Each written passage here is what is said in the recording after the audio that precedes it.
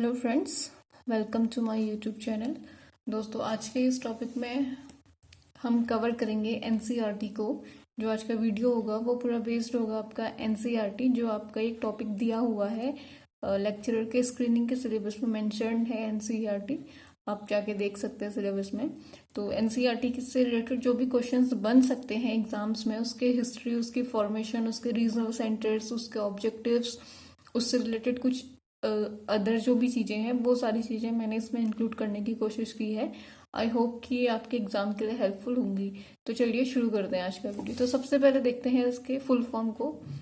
Full form हालांकि मैंने पहली वाली वीडियो में भी आपको बताया था। तो एनसीईआरटी का जो फुल फॉर्म है वो है national council of educational research and training. And अगर हम हिंदी में बात करें तो राष्ट्रीय शैक्षिक अनुसंधान एवं प्रशिक्षण परिषद। ये एक ऑटोनॉमस बॉडी है इंडियन गवर्नमेंट की, जो काम करती है विद्यालयी शिक्षा पे, यानी कि 10+2 तक की जो भी एजुकेशन है उससे रिलेटेड कोई चेंजेस करने हैं, उस शिक्षा के प्रचार प्रसार के लिए, सुझाव देने के लिए केंद्र तथा राज्य सरकारों को ये संस्था हमारी काम करती है। तो देखते हैं, चलिए। ये देखिए, एनसीईआरटी भारत सरकार का एक स्वायत्त मतलब ऑटोनॉमस, जो अपने आप में स्वतंत्र है, अपने तरीके से ये काम कर सकती है, वैसा एक संगठन है। ये एक संस्था है, एक संगठन है। स्थापना पूछा जाता है एग्जाम्स में कि एनसीईआरटी की स्थापना कब हुई थी। तो इसकी स्थापना हुई थी 1 सितंबर 1961 को। और इसकी जो स्थापना हुई थी वो सोसाइटीज रजिस्ट्रेशन एक्ट, जो कि 1860 का अधिनियम 21 है, उसके तहत इसकी स्थापना 1 सितंबर 1961 में हुई थी। और हेडक्वार्टर की बात करें, इसका जो मेन मुख्यालय है वो न्यू दिल्ली में है, नई दिल्ली में है, लोकेटेड है श्री अरविंदो मार्ग। और इसके कितने क्षेत्रीय कार्यालय हैं?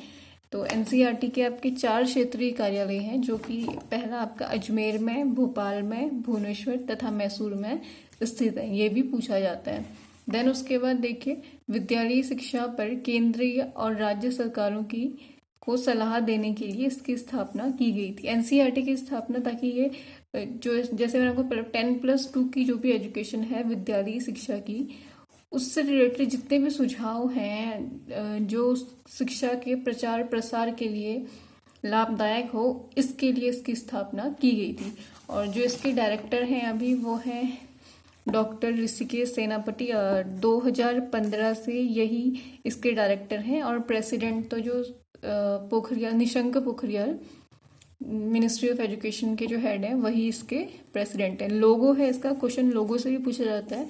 इसका लोगो क्या है? इसका लोगो है विद्या समृद्ध मसनुते। आपने देखा होगा, जो ऐसे एक गोल आकार में है, देन उसमें 3 हंस बने हुए हैं, इंटीग्रेटेड हंसों का एक जोड़ा है, वो इसका लोगो है। और जो इस लोगो का डिजाइन है जिसकी मैं बात कर रही हूँ, वो गोला और उसमें 3 जो हंस बने हुए हैं, उसका डिजाइन कहाँ से लिया गया था? उसका डिजाइन आपका 3री शताब्दी ईसा पूर्व के अशोकन काल से लिया गया है। इम्पोर्टेंट है, पूछा जा सकता है कि एनसीईआरटी का लोगो कहाँ से लिया गया है। तो ये आपका अशोकन काल से लिया गया। और ये कहाँ मिला था ये लोगो इनको? ये लोगो कर्नाटक में, कर्नाटक का जो रायचूर जिला है उसमें मास्की के पास खुदाई के टाइम पे ये जो लोगो है ये मिला था। और आदर्श वाक्य जो है इसका, आदर्श वाक्य कौन सा? ये विद्या स मनुष्मते। ये जो वाक्य है, ये वाक्य कहाँ से लिया गया? ये वाक्य लिया गया है आपका ईशा उपनिषद से। ठीक है, इसमें कंफ्यूज देखिए, कंफ्यूज मत होना, बहुत अच्छा पॉइंट है। ये क्वेश्चन पूछा जा सकता है कि अगर वाक्य की बात की जाए कि विद्या स मनुष्मते ये कहाँ से लिया गया, तो ये वाक्य आपका ईशा उपनिषद से लिया गया। और अगर लोगो उसकी बात पूछी जाए, डिजाइन है, लोगो के डिजाइन की बात पूछी जाए, तो वो अशोकन काल से लिया गया है। देन इसका मीनिंग क्या है? विद्या स मनुष्मते, इसका मीनिंग है आपका life eternal through learning. And जो ये 3 हंस इसमें शो किए गए हैं एनसीईआरटी के लोगों में, वो 3 हंस एनसीईआरटी के 3 कार्यों को दिखाता है कि एनसीईआरटी कौन कौन से कार्यों के लिए बनाई गई है। तो पहला उसमें है रिसर्च एंड डेवलपमेंट के लिए, दूसरा प्रशिक्षण के लिए, ट्रेनिंग के लिए, तीसरा एक्सटेंशन यानी कि शिक्षा को बढ़ावा देने के लिए। तो ये कुछ मेन पॉइंट्स हैं जो एग्जाम्स में पूछे जा सकते हैं और पहले भी पूछे गए हैं। तो देखिए, थोड़ा सा इसकी हिस्ट्री को देखते हैं। तो भारत सरकार का जो शिक्षा मंत्रालय था, एजुकेशन मिनिस्ट्री ऑफ एजुकेशन, उसने एनसीईआरटी की स्थापना का सुझाव जो दिया था वो 27 जुलाई 1961 को दिया था। और उसके बाद 1 सितंबर 1961 को इसकी स्थापना कर दी गई। और जो एनसीईआरटी का गठन हुआ था, जो इसकी स्थापना हुई थी, इसकी स्थापना में जो पहले 7 केंद्रीय शिक्षा संस्थान थे, उन सभी संस्थानों को मिलाकर एक संस्थान बना दिया गया था, एनसीईआरटी। यानी कि ये जो 7 संस्थान हैं, इन सब को ही मिला के सिर्फ एक बनाया गया था, वो है आपका एनसीईआरटी।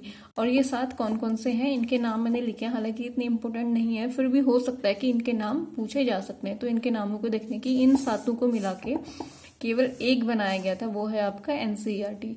तो इसमें पहला है आपका सेंट्रल इंस्टीट्यूट ऑफ एजुकेशन, दूसरा central bureau of text book research and the Central Bureau of Educational and Vocational Guidance and the Directorate of Extension Program for Secondary Education, the National Institute of Basic Education, the National Fundamental Education Center, the National Institute of Audio Visual Education। और NCERT की जो स्थापना है वो शिक्षा की एक सामान्य प्रणाली को डिजाइन करने के लिए की गई थी। कोई भी आपका आयोग हो, जैसे हमने कोठारी आयोग देखा, शिक्षा नीति देखा, सब में एक ही चीज है कि शिक्षा का सार्वभौमिकरण, यानी कि जो बोलते हैं ना वसुधैव कुटुंबकम, सारी जो इंडिया है उस पूरे देश में एक समान शिक्षा व्यवस्था, एक समान शिक्षा के अवसर सारे बच्चों को उपलब्ध कराना, यही इनका मेन पर्पस था। उसके बाद एनसीईआरटी ने क्या किया था, एक NISS national talent search scheme चलाई थी 1963 में। और इस NTSS का उद्देश्य क्या था, इसका उद्देश्य जो 10th 11th 12th के बच्चे हैं, उसमें जो भी प्रतिभाशाली बच्चे हैं, जो पढ़ने में अच्छे हैं और अन्य चीज़ों से अच्छे हैं, उन सारे बच्चों को ये स्कॉलरशिप प्रदान करती थी। कौन? NTSS। हालांकि अब इसका नाम चेंज करके NTSE रख दिया गया है। NTSE यानी नेशनल टैलेंट सर्च एग्जामिनेशन। और ये अभी इंडिया में केवल क्लास 10th के ही बच्चों के लिए एग्जामिनेशन कराया जाता है, एंड उसके बाद जो भी बच्चे इसमें पास होते हैं उनको स्कॉलरशिप वगैरह दी जाती है। अब ऑब्जेक्टिव्स देख लेते हैं एनसीईआरटी के। तो इसके जो मेन ऑब्जेक्टिव्स हैं वो है to promote and conduct educational research, experimentation of innovative ideas. जी हाँ, एजुकेशनल रिसर्च के लिए, शिक्षा से संबंधित खोज के लिए और एक्सपेरिमेंट्स के लिए इसका गठन किया गया था। ये इसका मेन उद्देश्य है। To develop NCF syllabus, text book, TLM teaching learning material and ICT material. जो भी सिलेबस है, टेक्स्ट बुक है, जैसे आप लोग को पता ही है कि आजकल एनसीईआरटी की ही बुक्स मेंशन होते हैं, उसमें जो सिलेबस होता है एनसीएफ के अकॉर्डिंग जो होता है, वो उन सब में एनसीएफ को सपोर्ट करना, एनसीएफ को डेवलप करना, सिलेबस किस तरीके का होगा वो ध्यान रखना, टीचिंग लर्निंग मटेरियल क्या होना चाहिए, बच्चों को नई नई टेक्निक्स के थ्रू पढ़ाया जाना चाहिए, स्मार्ट क्लासेस, उसके लिए जो भी मटेरियल चाहिए उन सबको ध्यान में रखना एनसीईआरटी की ही जिम्मेदारी है। To collaborate with state, national, international organisation. शिक्षा से संबंधित जो भी राज्य स्तर पे, राष्ट्रीय स्तर पर, अंतर्राष्ट्रीय स्तर पे जो संस्थाएं हैं, उन सबको एकजुट होकर चलना, उन सबके साथ मिलाना, जैसे कि यूनेस्को, UNDP, इन सारी संस्थाओं के साथ कोलैबोरेशन कैसे किया जाए, वो भी सारी एनसीईआरटी की ही जिम्मेदारी है। तो ये कुछ मेन पॉइंट्स थे एनसीईआरटी से रिलेटेड जो आपके एग्जाम्स में पूछे जा सकते हैं। तो बहुत ज़्यादा वो हिस्ट्री पढ़ के कोई फ़ायदा है नहीं। और एक और चीज़, आप लोग काफ़ी कमेंट में पूछ रहे थे कि एनसीएफ क्या सिलेबस में है। देखिए, एनसीएफ डायरेक्टली सिलेबस में नहीं दिया हुआ है, लेकिन एनसीएफ शिक्षा व्यवस्था की जहाँ बात की जा रही है, टीचिंग एप्टीट्यूड की बात हो रही है, वहाँ पे एनसीएफ से क्वेश्चन जरूर आएगा। और अगर नहीं भी आता है तो एनसीएफ को पढ़ के कोई नुकसान नहीं है, क्योंकि जो उसमें जो नीचे के जो टॉपिक्स दिए गए हैं, शिक्षण कौशल और एक बच्चे को किस तरीके से आपने क्लास में पढ़ाना चाहिए, अगर आप एक टीचर बनना चाह रहे हैं तो प्लीज़ आप एनसीएफ को जरूर पढ़ लेना।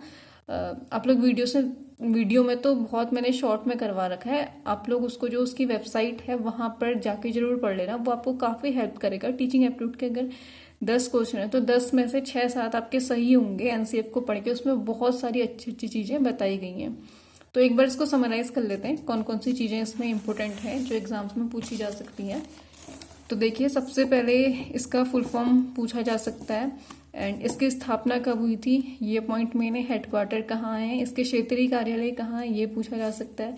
डायरेक्टर पूछा जा सकता है। लोगों के बारे में काफ़ी सारी इन्फॉर्मेशन यहाँ पर मैंने दी है कि लोगो कहाँ से लिया गया है, लोगों का वाक्य क्या है, और ये आदर्श वाक्य कहाँ से लिया गया है। लोगों में 3 हंस हैं और 3 हंसों का जो मीनिंग है वो क्या है, ये सारी चीज़ें इनको याद कर लेना। आप लोग स्क्रीनशॉट ले लीजिए, यहाँ पर मैं आपको टाइम दे रही हूँ, आप अच्छे से इसका स्क्रीनशॉट ले सकते हैं और इसको नोट जरूर कर लेना। स्क्रीनशॉट से नोट करके ये याद होता है। और उसके बाद जो क्वेश्चन पूछे जा सकते हैं इसके एम्स से रिलेटेड पूछे जा सकते हैं। एंड ये जो 7 संस्थान है इनमें से कोई एक संस्थान आपको दे देगा कि कौन सा किसको मिला के एनसीईआरटी का निर्माण किया गया था। और एनटीएसएस के बारे में पूछ सकता है, इसका नया नाम पूछ सकता है। एंड ऑब्जेक्टिव्स तो आप लोग को पता ही है, ये पूछे जा सकते हैं। तो ये मेन चीज़ें हैं, इसको जरूर पढ़ लेना, इंपॉर्टेंट टॉपिक है एग्जाम्स की पॉइंट ऑफ व्यू से। तो आज के लिए बस इतना ही। Thank you for watching and please comment में बताइएगा कि आपको ये वीडियो कैसा लगा।